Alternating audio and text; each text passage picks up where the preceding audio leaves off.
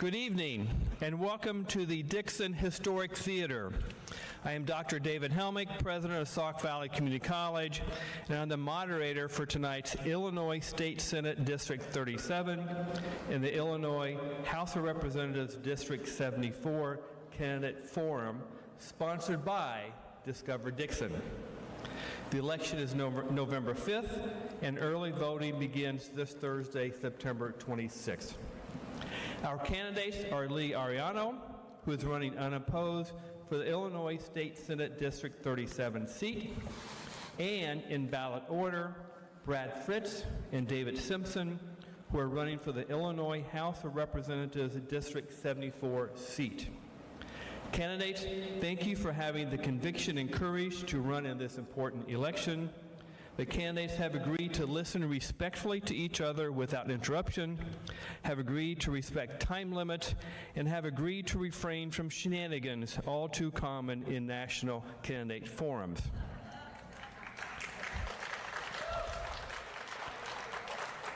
Members of the audience, given that we are all courteous Midwesterners, please turn your cell phones to silent and limit your reactions to polite applause after candidates have spoken. Do not interrupt the candidates while they are speaking. The candidates will be given a prescribed amount of time for each segment of tonight's forum. It is important for the candidates and our audience to understand that I will ask the candidates to stay within the allotted time. As a moderator, I will let the candidates know when their time has expired. We will begin with Li Arellano, who will have 3 minutes to give his opening statement. Li. Thank you. My name is Li Arellano, or Arellano if you want to get fancy. First of all, I want to start by thanking everyone who came out, everyone who's watching online, and thank you everyone in the Dixon area who has given me their support over the years and the honor to serve as the mayor of Dixon for 8 years. I deeply appreciate it, and I poured my soul into that work. I was the mayor of Dixon for 8 years. I ran as a reformer. I wanted to change the way finances were done. I wanted to change the ethics rules and how we approached government in Dixon, and that's certainly part of my motivation at the state level. I'm very proud of what we've accomplished here. Financially, Dixon has been one of the largest turnarounds in the country following the disaster that happened. I'm very proud of that, and my role in that, I think anyone who took part of that should be very proud. I'm also a business owner. I started working when I was 14, 13, 12, raking leaves. I bought my first house at 24, had it paid off at 26. It was only $53,000. Turned that into a business and have been doing business since. I'm also an Army engineer and combat veteran. I've been in the Army engineers over 20 years. I currently am a squad leader in the 317th Engineer Construction Company, and I've been deployed multiple times. I'm very proud of that work as well. I'm running for state senate. Oh, wait. I'm also a husband and father, and I need to mention that because baby number 5 is coming on October 4th, right around the corner here. Yeah. And while I mentioned ethics reform and financial reform is a big part of my motivation, my children are why I do it at all. Making sure they have something to inherit that is better than what we have right now is absolutely critical, and it's absolutely why I'm running, and I think any understanding of me needs to start with that. Real quickly, I want to talk about some of the challenges we're facing in Illinois. COVID federal money is running out. We're projecting benefits for the next several years. We already have the #2 pension crisis in the nation, which has cratered for decades our ability to properly invest in infrastructure, in economic development, in education, in mental health, which we do terribly at. And it's greatly starkened the urban versus rural divide, which sometimes in Illinois is much bigger than the Republican versus Democratic divide, quite frankly. And that's something I want to help represent out here, make sure our voices are heard, make sure we're addressing financial concerns and getting the state turned around. Alderman Ed Burke from Chicago, their longest serving alderman, just reported to jail. Illinois' longest serving speaker, currently about to go to trial. And so I want to tackle a number of the things in Springfield that I worked on as mayor. That's financial reform, pension reform, ethics reform, so our future budgets can properly invest in a state of Illinois that we're proud of, and that my children, post-college, as they enter the workforce, might want to stay in. So I humbly ask for your vote in November, even though I don't have an opponent, and I encourage you to stay involved and in touch with me, as I will be representing everybody in January the moment I'm sworn in. Thank you very much for coming out tonight and for all you do to make active self-government work. Thank you. Thank you, Lee. Nicely done. And now we will transition to the House candidate.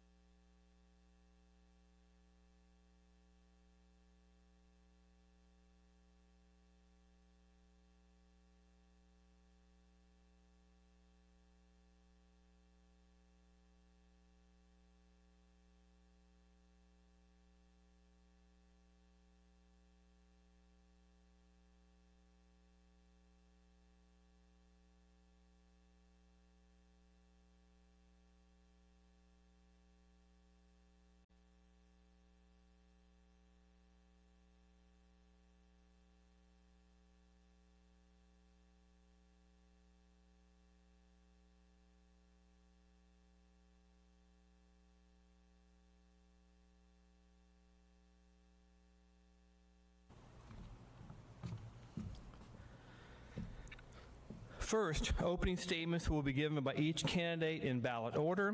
Each opening statement will last no more than 3 minutes. Second, I will ask the candidates questions, beginning in ballot order and rotating this order with each question. Responses will be held to 1 minute per candidate per question. Finally, closing statements will be given by each candidate in ballot order. Each closing statement will last no more than 2 minutes. Are we ready? Candidates, let's get started. In ballot order, Brad, you have no more than 3 minutes for your opening statement. Thank you, Brad. Go.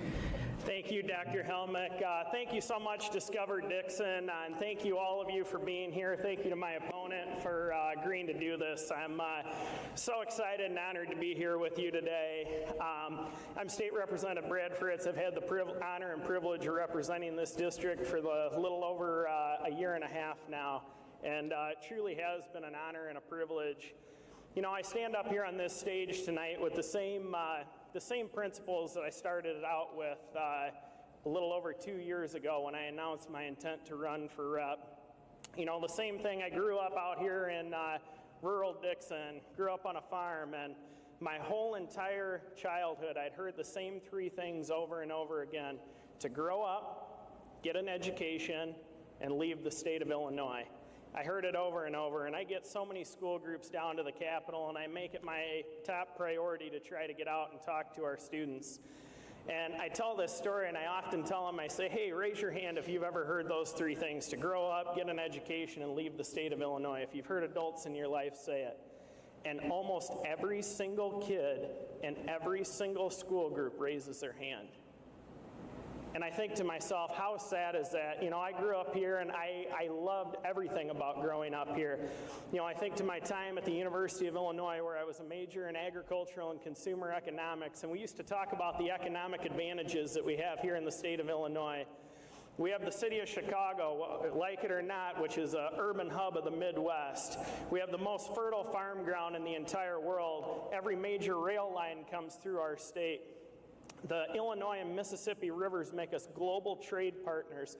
We should have so much money. We should have so many resources. We should be busting at the seams, but we're not. And why aren't we? Because of generations and generations of leadership that has misguided priorities like we have right now. We have one-party rule within the state of Illinois. You know, I'm here, and I've been here every day of my term fighting against the priorities of this district. The priority of to have an affordable cost of living, to have quality education, to have quality access to rural health care. All these things at their core seem very basic, but they're not. And so it has been an honor and a privilege to fight for these things down in Springfield. We have had an unbelievable team with so many great people who have helped us along the way, and I look forward to continuing that another 2 years. Thank you. Thank you, Brad. David, you have no more than 3 minutes for your opening statement. Thank you. My name is David Simpson, and I'm from the village of Shabana, where I'm also a trustee. I'm a 55-year resident of DeKalb County. I've lived in DeKalb County my whole life, and I've grown up there. I live there. I decided to live there and raise a family and grow old there. So right now, we're looking at a lot of things that concern me growing up and living over there. The cost of affordable housing comes to mind. Cost of education comes to mind, and there's a lot of things that we really need to tackle. I'm living there currently with my wife, my 2 dogs, and the oldest living cat possible, and we're looking at doing a lot of good things for the state. Thank you. Thank you, David.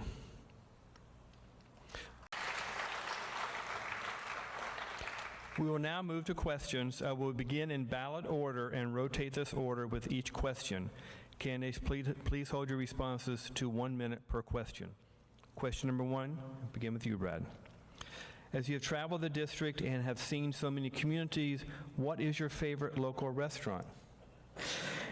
Well, I appreciate this question, and we have so many unbelievable restaurants across our community and our district, and I don't envy anybody who goes into that business, and I will say I found tonight that we do have so many incredible restaurants. When I put on my suit and found out this button's just a little more snug than I remembered it being this spring. But I would say over on the west side of our district by Morrison, I really enjoy Forest Inn a lot. Thank you. David? I would have to say there's a lot of favorites for me. Walton Tap, I like the food at Alley Loop, Kelly's in Sterling, Willie's over in Sterling. There are just so many restaurants to choose. What's more important for me is the fact that there's a lot of families out there that can't afford to go out to eat. Our food pantries are too busy, and I would like to start a small farm grant system so that we can help small food farmers get their products into local restaurants, into local grocery stores, and that works with Representative Canty's bills that get food into stores already. I think that's a great place to start. Thank you. Thank you. Question number 2, we'll begin with you, David. What are you going to do in regards to the state of Illinois having relatively high property taxes? High property taxes. Great question. So when it comes to property taxes, education is a top priority. One thing that we need to do is equalize funding for education across the state, and that is a very well-known theory and process that will lower property taxes all over the state. Thank you. Brad? Well, thank you so much. This is one of the number 1 concerns as I go through the district and talk to people on their minds is property taxes. And I think to really understand this, you have to know where property taxes come from. Property taxes are generated as a means of revenue for local government. And so that's where local governments get their money. And so for me, what's really important here is to lower property taxes is the state pushing the state to hold up its end of the deal. Local government distributive fund was a 10% of that tax was supposed to go to your local governments. And in that, we went through a tough time in Illinois and a tough time in the economy. And so they robbed that. And now it hasn't been increased to 10% again. So when we start holding up our end of the deal, we need to also ensure that unfunded mandates come with money attached to them, because local governments, again, Thank you, property Brad. taxes is how they are able to incur revenue. Thank you. The third question, and Brad, we begin with you. How do you propose balancing the state budget without compromising essential services or overburdening taxpayers? Well, thank you so much for the question.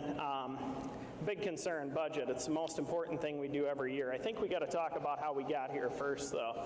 This year, our majority party passed a $53.1 billion budget, the biggest budget in the history of the state of Illinois.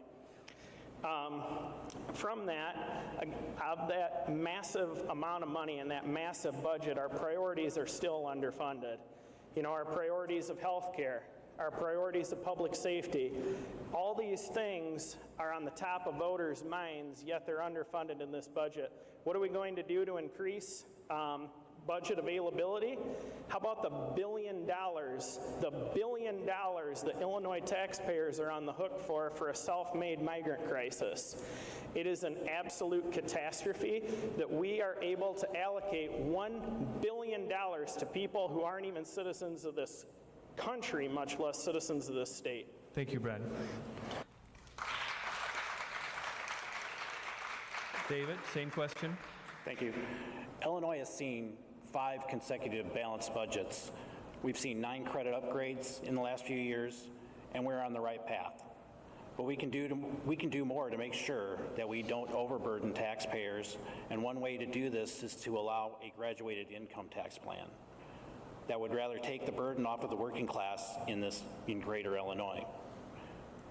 People in the district I talk to are often shocked that they learn that they're paying the same tax rate as wealthy people in Chicagoland. A truck driver or a nurse in our area should not be paying the same rate as a Chicago billionaire. That'd be one way to start. Thank you. Next question, and we'll begin with you, David. Should public tax dollars go to public schools only and not to private schools? Absolutely. Only public schools should be used with public tax dollars. We've seen our neighbors in Iowa try to fund private school vouchers with their public tax dollars, and it's been an absolute disaster. Their private schools, when they get their vouchers, they raise tuition, leaving a lot of kids out in the cold. When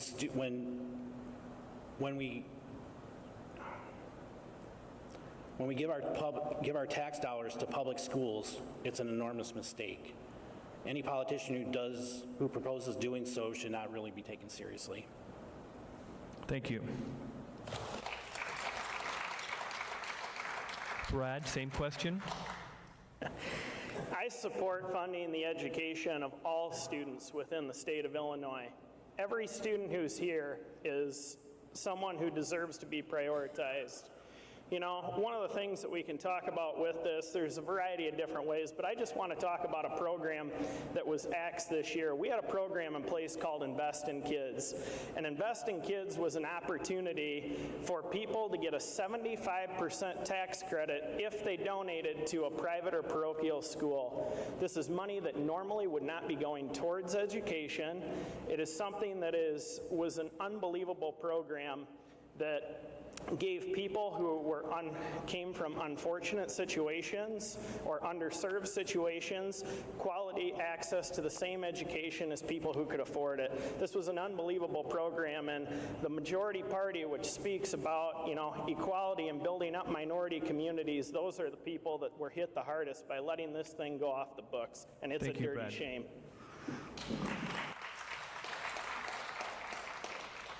Brad, we'll start with you.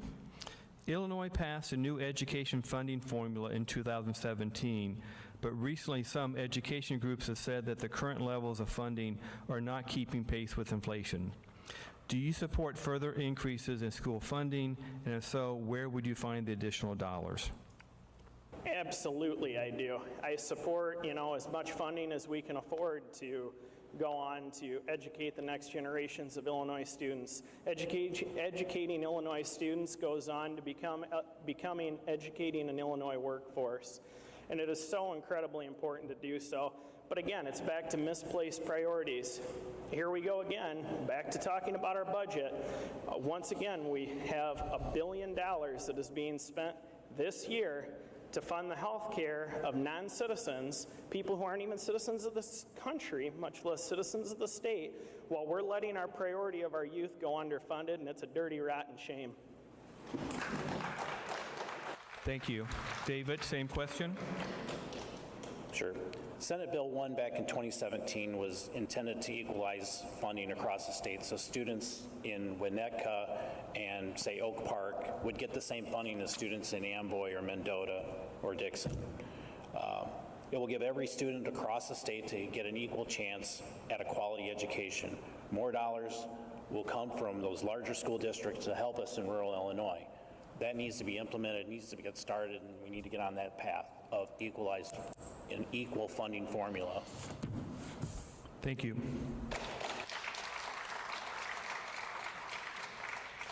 David, you first with this one. Both the Chicago Bears and the Chicago White Sox have been publicly discussing concepts for building new stadiums. Would you support any state funding for professional sports stadiums? There is, I haven't talked to a single voter that says, yes, I want to spend my tax dollars on a stadium. The Reinsdorf family and McCaskey family can afford to build their own stadiums. It'll also be nice if they would focus on putting winning products on the field instead of building new stadiums, so I would like to see that. Thank you. Brad, same question. Would I support any state funding for these stadiums? Absolutely, as long as they're in the 74th district. Thank you.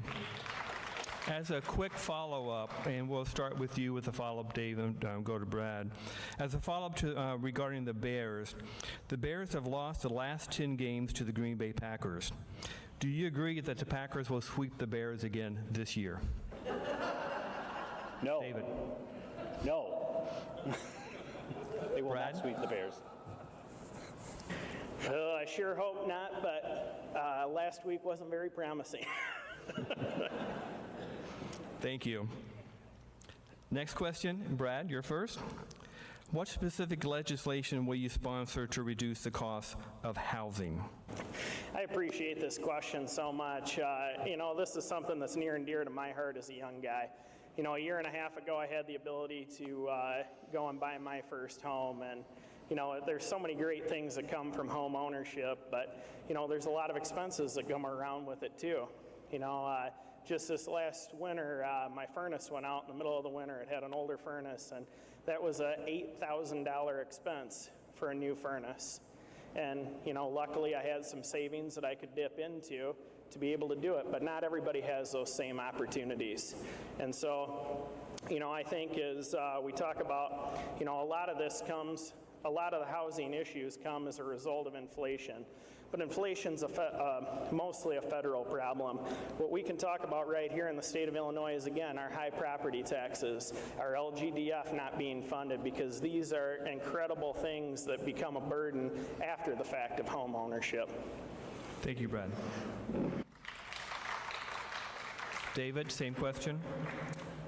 So, one thing we know for sure is that interest rates for mortgages, when they go down, will increase the price of homes. We saw that in the housing bubble in the early 2000s. When interest rates go up, the prices will stay the same, if not come down. In my small village in Shabana, where everyone asks for affordable housing, the median income is $60,000. 2.5 times that income creates a $150,000 house. Building a house for $150,000 can be done, but without the land, the streets, and the sewer. Unfortunately, you need all those things for a house. I would sponsor legislation to help municipalities obtain land grants for improvements, infrastructure, the land itself. There are many successful HUD projects going out throughout the state. There's one I've been watching over in Aurora going on right now over the last year. Thank you, David. All right. David, this goes to you first. What is your stance on expanding early childhood education programs and support for providers? And what specific legislation will you sponsor to reduce the cost of childcare? It's a good question. So I'm a firm believer in early childhood education. The state programs that are out there for private centers help reduce the cost itself, but yet it's very costly to have daycare. There's so many issues surrounding daycare, including losing a good employee to not having childcare available to them. And that's a subject that we really need to tackle. There's also the idea that women won't be treated equally until we can have a solution to this problem. Thank you. Brad, same question. Yeah, thank you so much. I love this question. I'm a huge proponent of early childhood education in our area, in our district. You know, the governor loves to talk about this issue, and he often says, you know, how can we bring everyone have access to affordable childcare? And I often push back on him because in our rural communities, forget the affordability portion, we don't even have access to childcare, period. Not to mention affordable childcare. So this is something that's a major priority to me. I supported the creation of the Department of Childhood Education. I look forward to seeing the things that they can do through that department, because working with DCFS right now is an absolute catastrophe. You know, they have put in so many different roadblocks in place that make it hard for people to obtain licenses, that backlog them for months on getting their stuff processed. So when we can get these roadblocks out of the way, we'll have the ability to have more providers, and more providers will drive down costs. It's a supply and demand ratio. Okay, Brad, we start with you. The next question. Do you believe that Donald Trump actually won the 2020 presidential election, and why? No, I don't, or he'd be president right now. The one thing I will say about this is, you know, I think it's more troubling of why we're asking this question. And that's a big problem for me, and I think something that we can focus on here at a state level. We're asking this question because millions of people don't believe that that's the case, and they don't believe that that's the case because of the security of their election system. In what world do you go to get on an airplane and they say, sir, can you please sign here, and if your signature matches, we'll let you on the plane? They don't say that. They ask for your identification. You can't even go into the store and buy a case of beer without them asking for your ID, or at least in my case, as a young guy, I can't. But the reality of the situation is we need to secure our elections, because when the American people and the people of Illinois understand that they have a secure election, none of these things are even a question. Thank you. David, same question. Well, I don't believe he won the election. He lost. His campaign lost dozens of cases in front of judges that were appointed by Republicans. Elections are run at the local level, and our Lee County clerk does a fantastic job running local elections for Lee County. Throughout the country, county clerks do very similar things. We have a lot of checks and balances through our election system, and those need to be looked at as being very secure. We really work hard at making sure that those are legit. They do a great job for every political party, and anyone who really attacks that really should be ashamed of themselves. Thank you.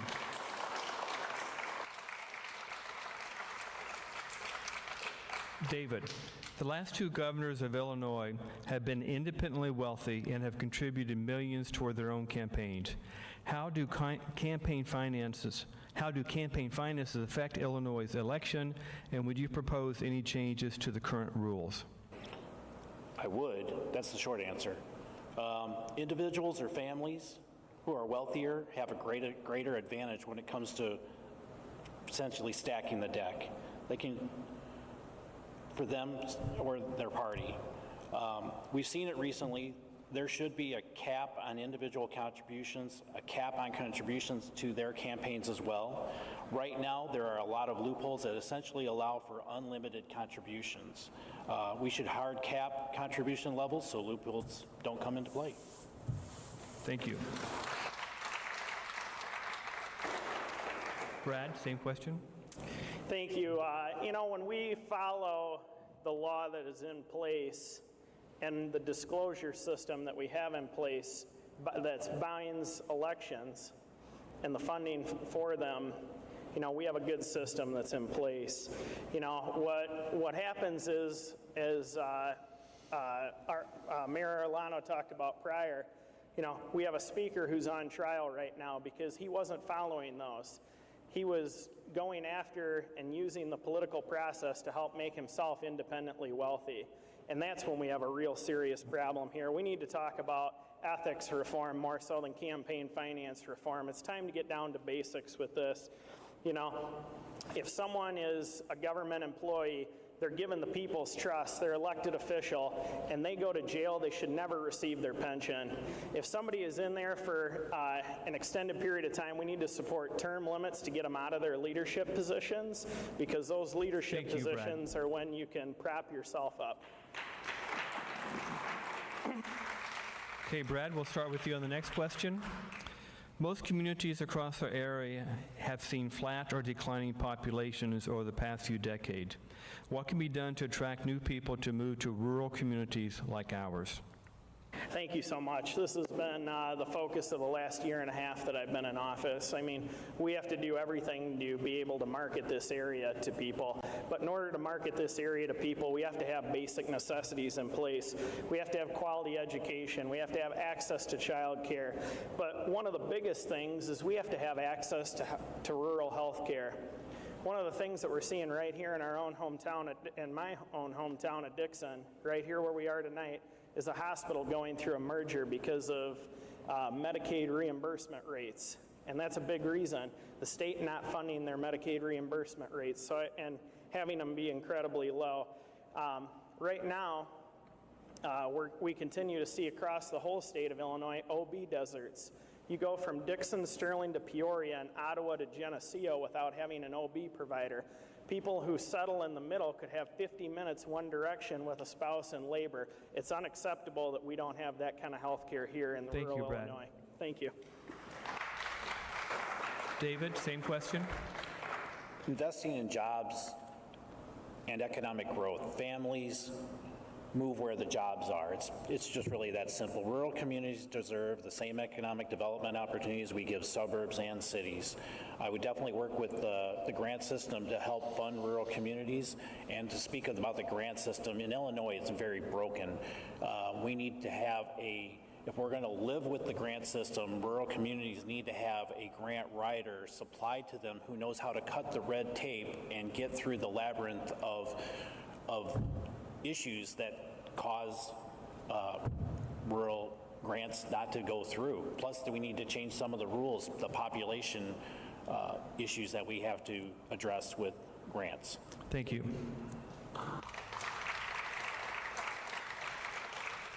David, what is your plan to promote workforce development in our area, particularly in high-demand industries like technology, healthcare, and manufacturing? It's a good question. Investing in education and programs like local career centers to help train high school students to get the jobs of tomorrow would be a great start. Investing in more in our community colleges would help a great deal as well. Sauk Valley Community College has a great nursing program, something that's missing in a lot of other areas today. Imagine what we could do with more funding, which would allow them to accept more students and even train more nurses, also helping the healthcare shortage that we have today. Thank you. Brad, same question. Thank you so much for the question. I think tonight we finally found something that my opponent and I really agree on here, and that is, investing in the gold mine of resources that we have here in our communities. We have 3 unbelievable resources in this district. We have Sauk, we have Kish, and we have Illinois Valley Community College. And these are unbelievable areas. And I'm not just saying that because of our great moderator here tonight, but they have so much incredible programming that is geared to address all of these issues. So what's my plan with it? I want to make sure that they're adequately funded to be able to do the things that they can do to educate our workforce. I want to be able to sit down and have continued conversations with them to make sure that our education curriculum aligns with our workforce needs here within our communities. And I think that it's incredibly important to keep families in these schools so that we can have them here for generations to come. Thank you, Brad. Brad, how specifically do you plan to support small businesses and entrepreneurs? Great question. It comes down to two very simple things. It's about lowering taxes and keeping our tax rates low, and it's about removing unnecessary regulation that gets in the way of them being able to start up and prosper. And the short answer of the whole thing is I have been. I had a perfect score with the National Federation of Independent Business in this last 2 years. I was also named Illinois Legislative Freshman of the Year by the Illinois Chamber of Commerce, which was an award I was humbled to receive. But all these just show a proven record of fighting for business and continuing to let them prosper here in Illinois and forwarding for growth in the future. Thank you. David, same question. That's a good question. I think small businesses are the backbone of local economies, and they're worth investing in. Any bills proposed to increase small business growth and allow them to compete with corporations would be a win for Illinois. We can start with tax credits for startup businesses and local businesses that expand their business by hiring local workers. There are also grant opportunities for small businesses throughout the state. What we really need, again, going back to having a grant writer to help those businesses and those individuals get those grants so they can have their startup, and that would be something that we need to really focus on. Thank you. Thank you. David, partisanship and polarization seem to be increasingly present in politics. Please give an example of an issue where you take a different position from your political party's position. So that is an interesting question, because right now, being a trustee in Shabana and living in Shabana, I live an eighth of a mile or a quarter mile away from the state park, and the Shabana Lake State Park is about to be surrendered to the Potawatomi Indian tribe.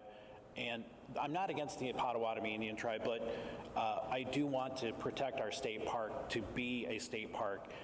There's a lot of concerns about the economic impact that we'll have on the village of Shabana. What's going to happen, there's no questions, and it's a very incomplete bill. We will still be spending money on the park after it's surrendered to the Potawatomi tribe, and those questions need to be answered, and we need to have a very complete bill. The state park brings over 800,000 people to my village every year, and this one is very personal to me, and I don't want to see the state of Illinois getting stuck on the hook for taxpayers for a year, and this is something I absolutely do not agree with. Thank you. Brad, same question. Well, thank you. That was incredible. It was almost like you read my talking points from the House floor.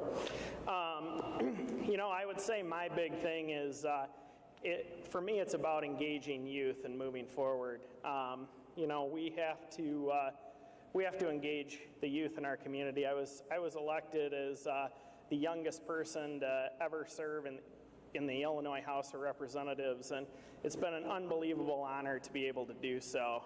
And with that, I hear so many young adults talk about, I thought the Democratic Party was the only one that young people belong to.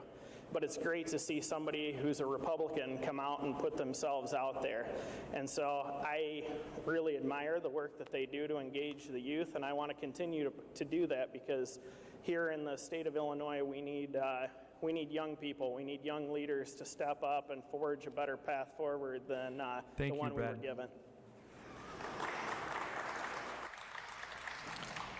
Brad, You go first. In regards to polarization, how do you plan to engage all of your local constituents, no matter their political beliefs, when making decisions on policies? Absolutely. For me, it's not a plan. It's something that I've been doing. I have had an incredible outreach team in place, and we have done so many amazing events across the district. And my favorite is our coffee and conversation event. You know, if a lot of times in politics, you can get caught in your bubble, and nobody really ever calls your district office to say, "Hey, Brad, you're doing a heck of a job."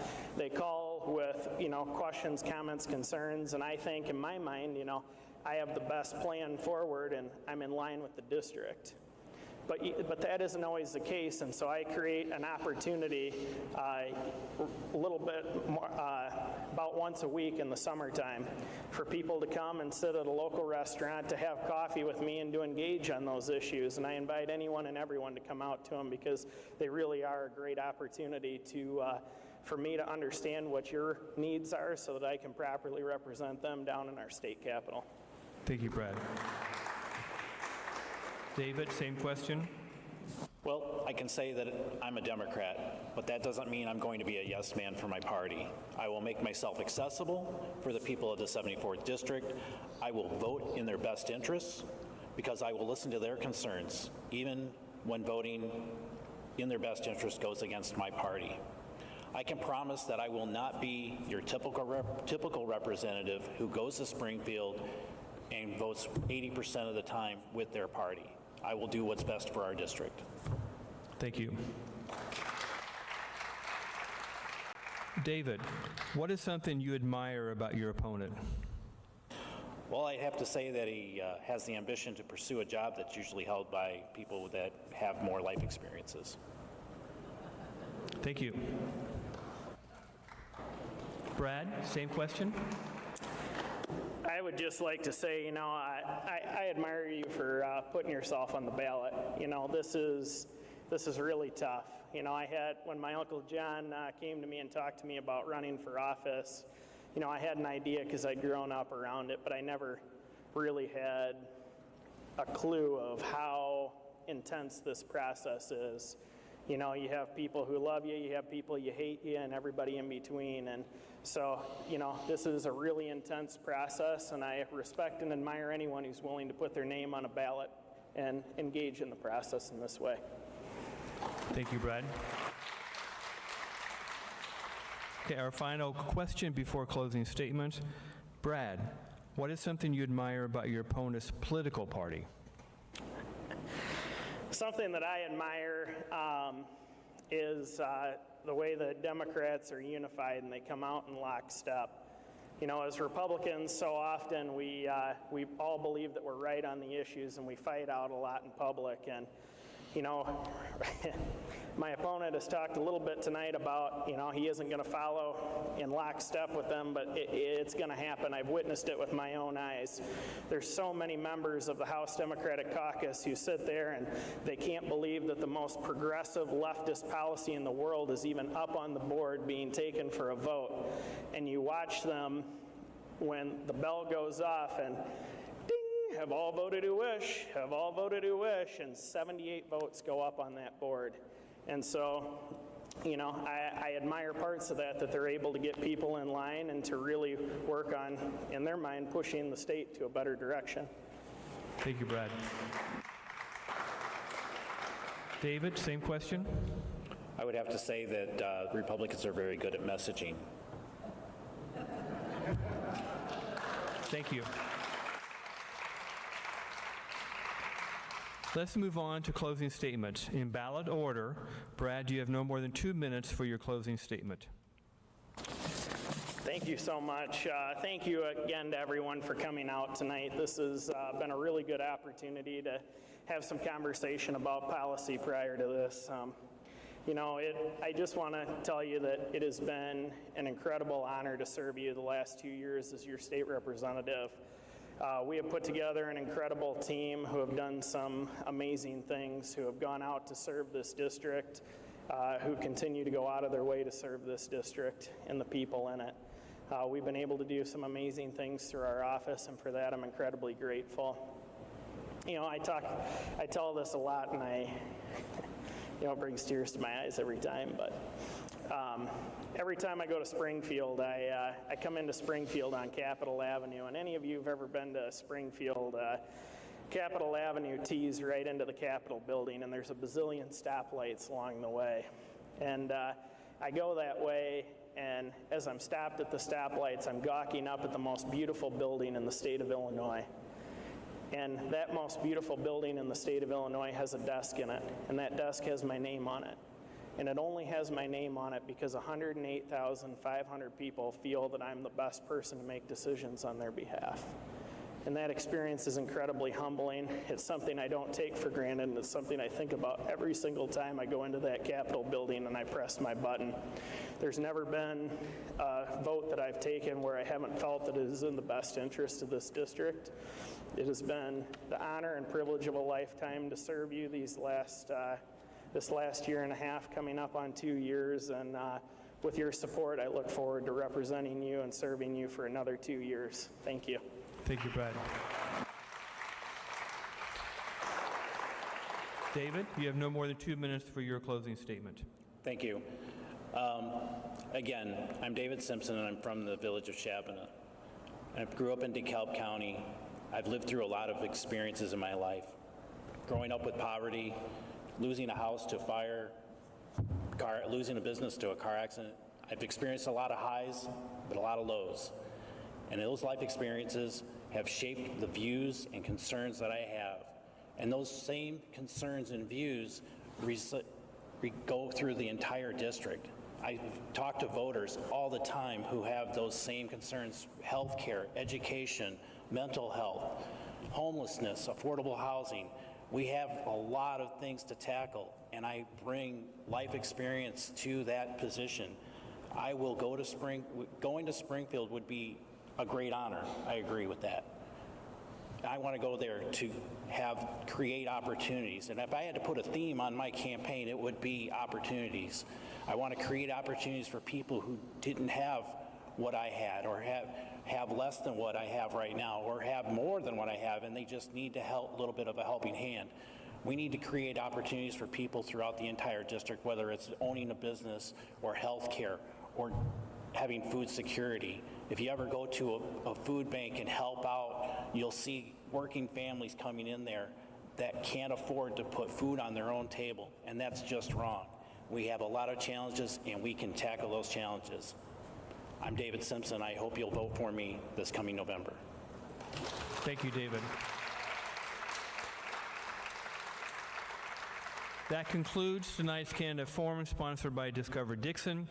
Candidates, nicely done, and thank you for having the conviction and courage to run in this important election. Thank you to the Dixon Historic Theater and all the volunteers who made tonight possible.